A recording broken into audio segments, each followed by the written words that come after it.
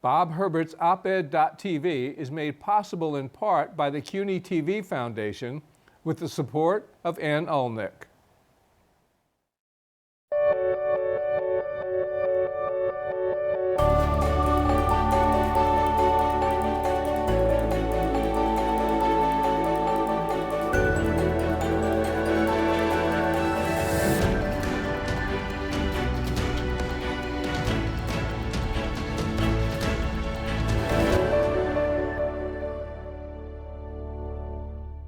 Hi, I'm Bob Herbert. Welcome to OpEd.tv. An explosion of a very nice kind has occurred in the Bronx. As the New York Times has reported, the Bronx has seen an explosion in its African population, and that would naturally include a lot more children and young adults, and many of them are finding their way to Bronx Community College. A decade ago, there were about 200 students from Africa at Bronx Community. Now, there's close to 1,000. What's this all about? We'll find out from the president of the college, Dr. Thomas A. Isekenegbe, and one of the school's standout students, Bright, yes, his first name is Bright Igbinigun. Gentlemen, welcome. Thanks so much for coming in. I appreciate it. And thank you for having us on your show, Bob. Thank you so much. So, Doctor, tell us, why has there been this influx of people from Africa in the Bronx? Again, as what you find for most immigrants that moving into a certain area, they have always family connections there already. Mm-hmm. So when most people either living from Nigeria or from Ivory Coast or from Ghana, or you name it, from anywhere in the African continent, they're looking for where they already have a family structure and a family establishment. And they start to gravitate towards that neighborhood. If you go to the Bronx, if you go to 149 on 3rd Avenue, if you go to off Grand Concourse, you know, I'm sure you know the streets. Yeah, I know what you're talking about. But yeah, there are a lot of African families that are already settled there. So when people get their green cards or something, the opportunity to come in, they tend to gravitate towards those areas there. One of the other reasons is the diversity of the Bronx. Right. And if you look at people from everywhere, from all over the world, and people feel comfortable moving to places that feels like home. Do you agree with that, right? Yeah, I agree with you 100%. Because apart from having families in the Bronx, we could all travel to City College or go to Manhattan for studies if we find out Manhattan is welcoming, or if Bronx Community College is discriminatory. But that's not the case. So right. Everyone wants to school in a place where he's welcome and feel at home. You understand? Most of our students, sometimes some people like us, student government, sometimes we come to school, we spend almost 8 hours, 12 hours in BCC from 10 o'clock till 9 p.m., 10 p.m. every day, because we feel at home. We feel we are welcome here, and the place is diverse, and we could utilize the resources available for us. So the school becomes almost like a second home for the students. You know what? That's absolutely true. Yeah. Yeah.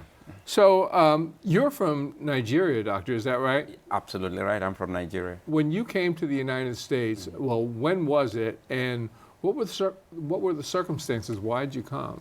In fact, I came in 1981. I did my undergraduate work way back at the University of Nigeria.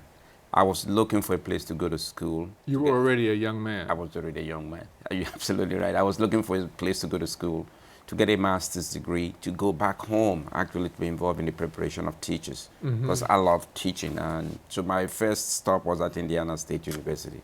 Did my master's degree there, then move on to do the PhD program in education. The rest is history. Happened to be one of those that decided that I was going to stay and get my piece of the American dream. So is that what made you stay? Were you just so impressed and you became a believer in the dream? To some degree. And again, I was also looking for a place to give my family the opportunity to succeed. By the time I left graduate school in '86, I already had a daughter who was born here in the United States. So the choices I had was this: where do I think she's going to have a first shot to become better, both educationally and socially in life? And I sort of made the decision at that point in time that it's the United States. Now, Bright, you're also from Nigeria. When did you come, and how did you end up in the Bronx? Yeah, I came in here December 2014. My parents... so only 4 years ago? Yeah, by December it will be 4 years. Not quite 4 years, right? Yeah. So my families are here already, so I just that's how I decided to still in the Bronx. What's your experience been like? I have no regret living in the Bronx because I found people who are welcoming. The Bronx is a nice place to stay, to be, and it's a nice environment for us, and we are proud of the Bronx. So you have 1,000 students at Bronx Community College, roughly 1,000 students from Africa. From 27 at the countries. school. You have students from 27 countries. Right, African countries. From 27 African countries. Right. One of the points you made was that these students are doing very well. Right. So talk about what is it that makes these students tend to flourish at Bronx Community? Again, you see, like I said, correctly, we have 27. We have students from 27 African countries, but from the Francophone and the Anglophone African-speaking countries. Remember again that most of them already have the roots, family roots in the Bronx. So they tend to gravitate towards Bronx Community College. Back home, the first, Bright, I think will agree with me, the first and most important thing in any family is education. Remember, you always told from day one that the only way you're going to get ahead, the only way you're going to do well is to get a good education. In fact, I heard that from my father too many times that after a while, it's okay. Yeah. So most of the students come in here, they know that the only way they're going to be part of the fabric of the American society, the only way they know they're going to get on in the American society and actually move on, it's education. Right. So when they come into the college, they see it as a tool that they can use for their own personal social mobility and that of their families. So the students are doing very well, but there must be some challenges also. I mean, they're a long way from home. They're encountering certain cultural differences. Talk about some of the difficulties the children and the college students might be facing. Two challenges really. One is language. Those of them from Anglophone African-speaking countries where English is already the official language of instruction, they tend to get along. But remember, there's always the American English, the way we spell things. Even me as an adult coming in 81, it took me a while to get hold of things. So that's the language one. But even look for those that are coming from Ivory Coast, from Mali, Cote d'Ivoire, as they will call it, and Senegal, where French is the official language. They're coming in first, they have to do the immersion in English language. And they do that rapidly before they transit on into the English college level speaking classes. Right. The other issue, I think this young man will agree with again, is that of culture. Remember, it takes a while for you to, when you move from one country to another, to learn the culture. When I'm talking to somebody, I got to look at you in the eye. When I'm shaking your hands, I got to hold your family. But in my culture in Africa, you're not supposed to look at an elder when an elder is speaking to you. When your professor is talking to you, you're not supposed to look at them. Is that right? Right. Because they're supposed to be your superior and your supervisor and somebody, But so some of those language and cultural issues takes a while for the students to get used to. Again, in today with Islamophobia, if you're a Muslim, you come in, that again factors into it that you got to prove to people that you're a genuine resident of the Bronx. It doesn't really matter what your religion is. Bright, are there any issues that you've had to struggle with since you came here? Yeah, just like you said, the issue of the right pronunciation of what American fits to be right pronunciation, like compared to what we've already been used to, the English, kind of English we speak in Nigeria. So those were challenges because when you speak, people tell you you have accent. So,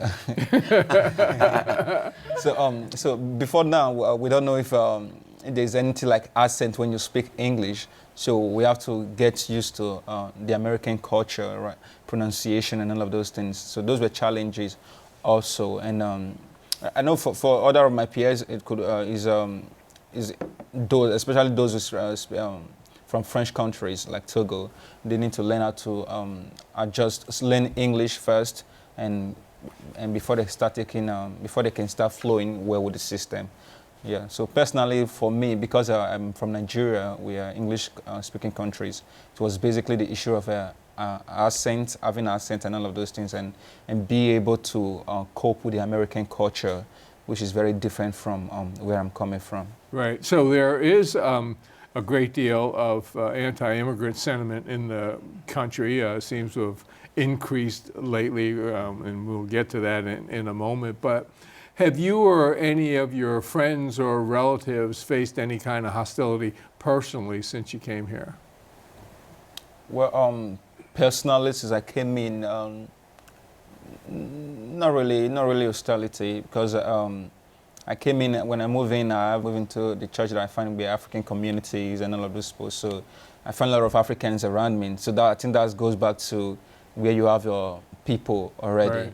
Yeah, so that gives me a sense of that it lets me know that I'm welcome in this environment, that I have my people here, people who have been here before, who have succeeded in one way or the other. And that gave me the hope of I can succeed in the Bronx, I can succeed in the United States.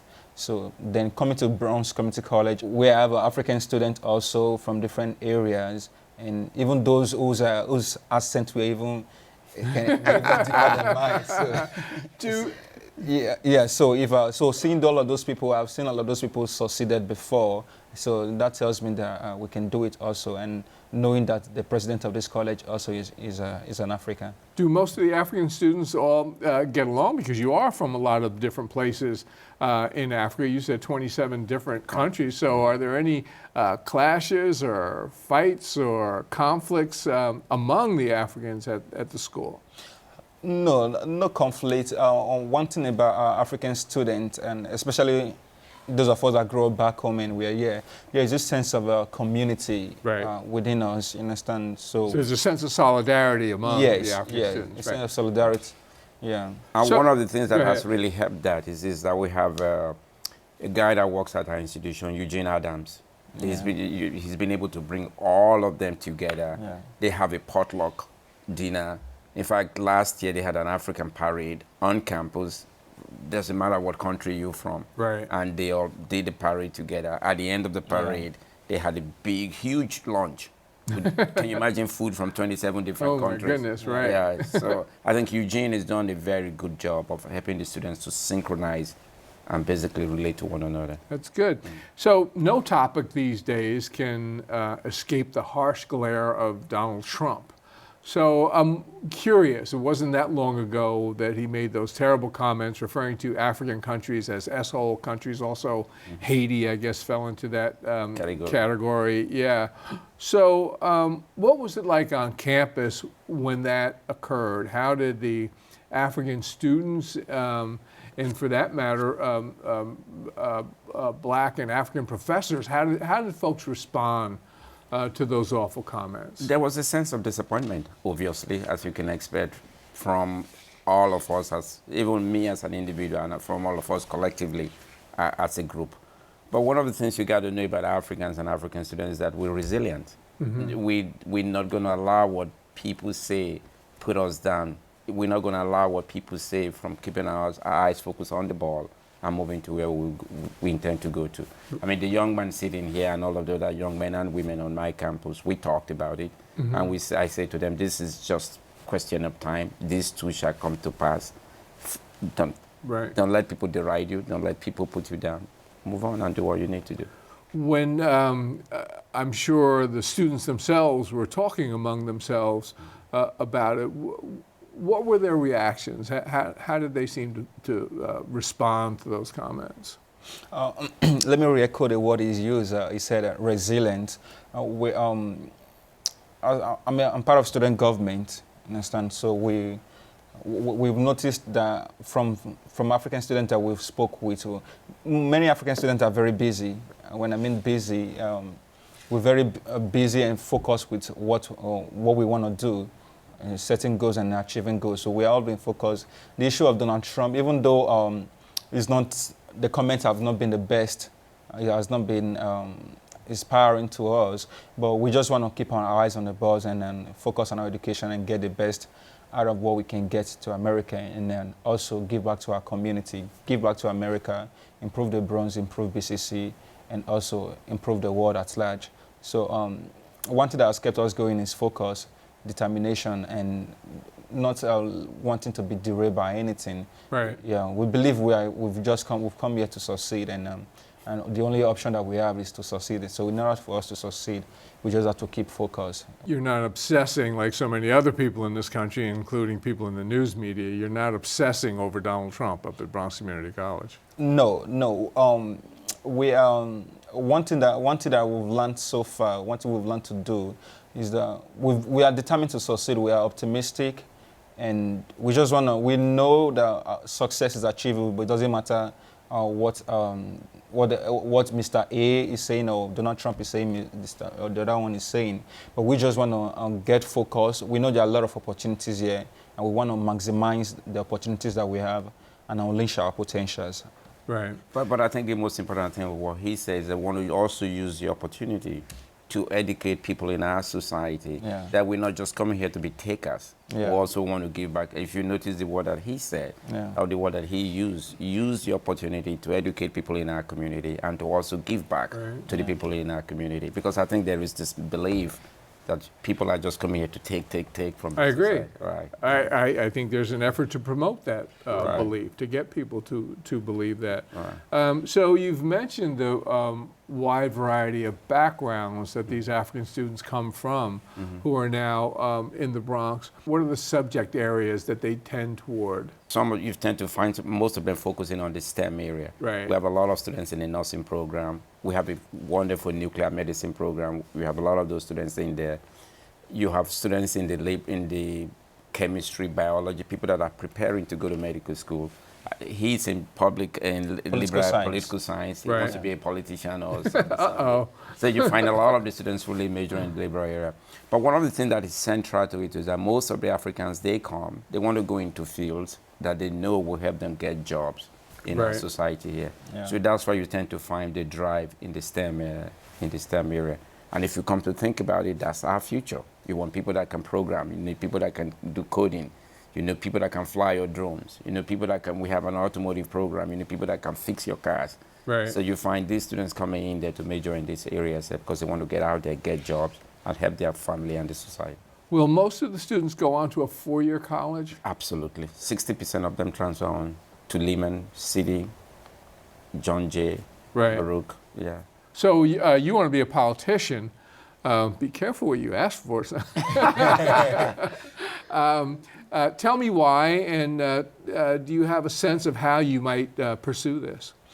Well, one thing that we've noticed in the society, whether back home in Nigeria or other African countries and this in America, is that people are apathetic to politics. And I believe that one of the reasons that why the change we've long desired has not yet come is because of apathy, political apathy.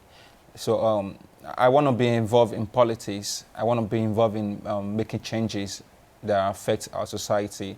And I just want to, I'm stepping up in that area because I want to encourage other people to step up to be part of the changes they desire in the society. And I also want to, one of the major issues in my country back in Nigeria is political corruption. And which I have lamented so far also in my book, and that's part of the major theme in my book. And I want to be able, I don't just want to lament it, but I want to be part of those and make changes. You understand the change in the political structure, political system of my country, and also make contributions to the development of the society and humanity. So you want to go back to Nigeria? Yes. And do you think you'll actually run for office? Yes. I have to. I have to run for office because in order for you, I know we can all make changes in different level at different points that you are, but I want to join the political sector, and I want to be able to. I want to join the decision-making processes of the country and be able to influence decisions also. Because sometimes when we lament decisions of political leaders, is because they are there. They make decisions that they seems right. Whether you like it or not, or whether you like it or you don't like it, but when you are there, you will be able to hear your opinion from the perspective that you see issues. Then you are making your voice heard, and you are making the voice of the people heard. But if we all stay back and say, okay, politics is corrupt, politicians are doing that, politicians are wrong, then the nation will remain stagnant. The society, the change we desire, we won't see the desired change. Yeah. Can I just interject? you're talking to maybe a possibly future governor from a future president of Nigeria. Oh my goodness, how about that? Yeah, he's indicated that to me, so I wouldn't be surprised. We'll have you back and we'll talk about your we'll talk about your journey. Yeah. So you mentioned your book. You look a little young to be writing books now. But anyway, tell us about that. What is your book and how did this come about? I Must Return Home. Yeah. Okay. What's it about and what made you write it? I Must Return Home is a collection of poems. Poetry. Yeah, it's poetry in which I examine the political disillusion, the vagaries, the menace, and the economic poverty of Nigeria, and I decided to put into writing because so many years we've witnessed so many political corruptions in the political sector of Nigeria. So I just want to use this book to let Nigerians know that even though I'm not in Nigeria, I share in their pain, the pain that they are going through, and I feel their pain. So part of the book is where I spoke to those in diaspora, but when I say diaspora, it doesn't really mean Nigerians only. Whether you're Dominican in diaspora, you're Puerto Rican in Palestine in diaspora, wherever you come from, on the need to give back to your community. Understand? So I see giving back to your community as a way of eradicating or reducing poverty in your nation. So if we can all give back to our community, then we can wipe the tears of those who are crying endlessly. And I think that you're correct. I mean, so many of these folks from so many different parts of the world are actually facing similar kinds of challenges, similar kinds of difficulties, political, economic, and otherwise. But you are very much engaged and apparently intend to become even more engaged. But Doctor, you've talked a great deal about the importance of young people and others becoming engaged, and not just in their studies or on college campus, but even beyond that. Explain why you think, in our last minute or so, explain why you think engagement is so important. I think it's very, very important. And if you look at that notion that this generation, they are our future. And if they are our future, if we agree on that premises, on that concept, then we need to get them to be involved in our society right now. Because I think it's very important. They need to, what are the issues that are facing your neighborhood? What are the issues that are dealing with your neighborhood? How do you get to become part of the solution? We know we can all identify the problems. If we're not part of the solution, I think he said earlier on, then we're not moving anywhere. So I tend to encourage young men and women. It doesn't matter whether you live in Melrose section of the Bronx, whether in the 149 section of the Bronx, go in there, either through your church or either through your community groups in there to see what are the issues there. Have people registered to vote, people that are eligible to vote. Right. Have people that can read to help them to read, because you become part of the solutions there to move our communities along. And I think why is it important to me too? Because I think we need to eradicate that notion that people are only coming here just to get out of the society. And I think that message is so important, not just for African students in the Bronx and elsewhere, but I think for everyone. I think it's an important message for young people across the United States. I wish we had more time. I wish we did too. Thank you so much for coming in. I really appreciate it. Thank you for the opportunity. Pleasure. Thank you. We'll be back in a moment with a final word.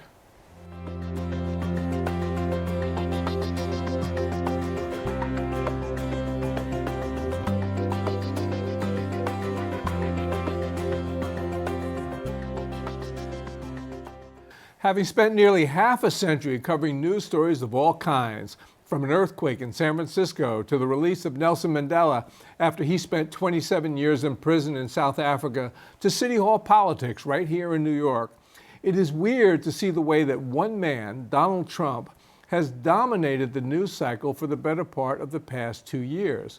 He is basically the only story on cable news 24 hours a day and 7 days a week. Which raises the question, what are the important news stories that would have been covered and covered extensively if we weren't so obsessed with this bizarre inhabitant of the White House?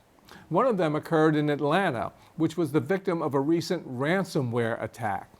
Atlanta's government computers were hacked and the data in them were held for ransom. The attackers were demanding tens of thousands of dollars and threatened to destroy the data if the ransom was not paid.